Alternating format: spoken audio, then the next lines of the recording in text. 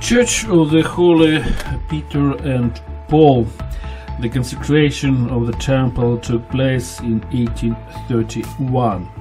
The church existed up to 1939, when after the entry of Western Ukrainian lands to Soviet Ukraine, mass repression and persecution of the church and monks as well as ordinary believers began.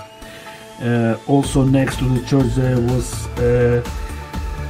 prison, was opened a prison of NKVD. This is Soviet militia, and a lot of monks and other people were barbarously tortured here. After the Second World War, here was a student club for dancing and other entertainment.